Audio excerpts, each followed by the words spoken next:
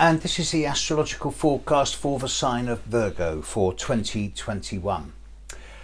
I will give a synopsis at the end of this video, but at the start let me say that Virgo, you're one of the more fortunate signs to be in 2021. There's no major problems coming up. So let's look at the specifics of 2021 for you. First of all, let's look at the moons. The annual full moon in Virgo is going to be on the 27th of February, and if this is going to impact on any of you significantly, it will be on those born on the 31st of August and the 1st of September.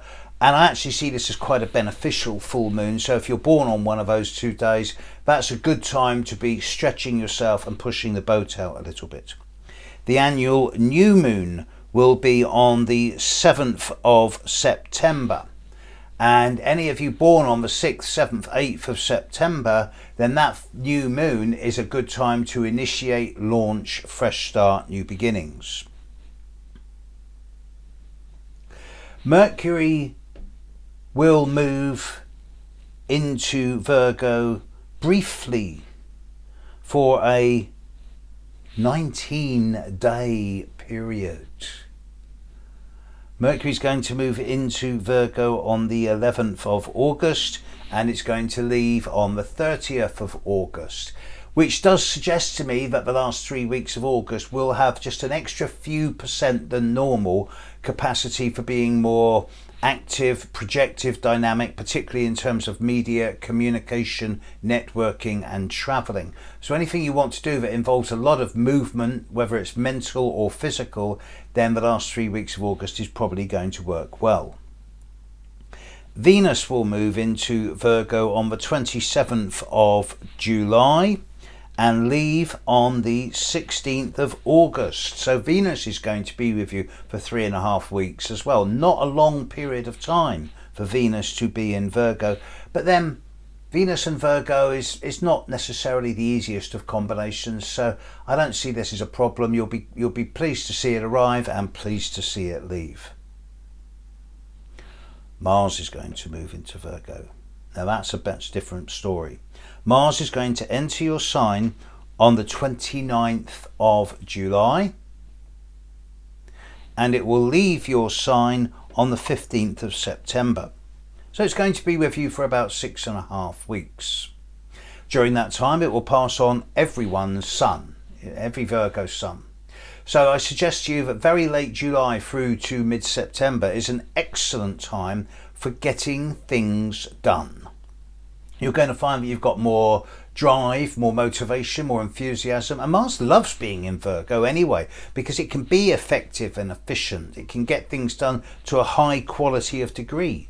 So I suggest that this is a time where you can be more proactive and energized than normal. Late July to mid-September, very good time for you to make things happen, to initiate, launch and start things. The outer planets are not affecting Virgo in any direct way, but 3 of them are going to be having pretty big impacts. So let's deal with the difficult one first. And that is that Neptune in the sky is going to be opposite the sun of a number of you. Now, at the start of the year, in the first month or 2 of the year, Neptune will continue and finalise its opposition to those of you born around the 11th and 12th of September. And you've had a pretty difficult year in terms of fatigue and weariness and tiredness, and this is now beginning to draw to a close. But then Neptune's going to start opposing the sun of those people born on the 12th, especially 13th, 14th, 15th of September. And if you're one of these people, then you're going to find that the more you get into 2021, the more you're entering into a year of weariness, of feeling tired and fatigued. Not defeated and not exhausted, but where you're going to be sleeping a bit more than normal, where you'll be wanting to take more baths rather than showers, where you'll just be feeling like, I want to sit back and write a book or watch movies or get involved in my imagination and creativity, rather than getting out there and doing marathons or taking on any long-term projects. So those of you born between the 13th, 14th, 15th of September, it's not going to be that easy a year for you, and I do suggest that next year you do not push yourself too hard, because there is a higher than average risk of burnout for you. Saturn in Aquarius next year is not really going to be giving you any grief, and I can't see any major problems here. There may be a case for saying that those of you born between, I don't know, the 30th of August through to about the 6th of September, the middle of the year might be a time where there's one or two minor hindrances, but not hindrances in terms of blockages or restrictions, hindrances in terms of like two bits of sandpaper going up against each other. Nothing major. Nothing major.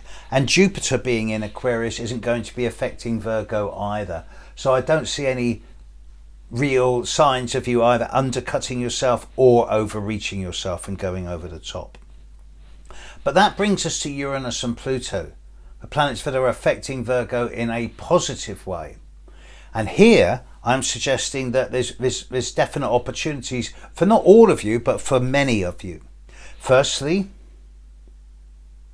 Pluto is going to be affecting the horoscopes of those of you born on the 17th, 18th of maybe the 19th of September in a really positive way. There's a degree of background transformation, regeneration, rebirth kicking in. 16th, 17th, 18th of November, yes, maybe the 19th as well.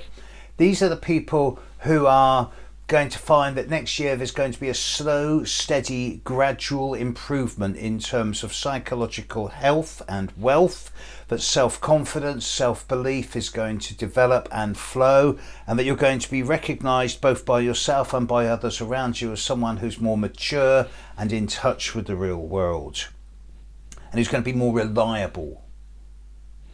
And Uranus in Taurus is also going to be smiling on many of you.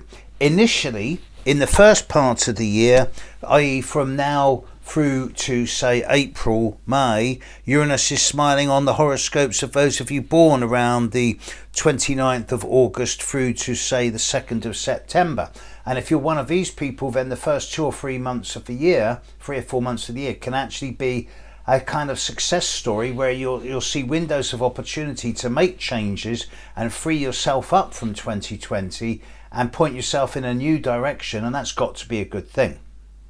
And then as we get into May onwards, Uranus begins to smile very strongly on the charts of those born around the 3rd, 4th, 5th and 6th of September. And if you're one of these people, then the time from May onwards is full of opportunities to revolutionise your life, to relaunch, begin fresh starts, new beginnings, and to do things in a different way.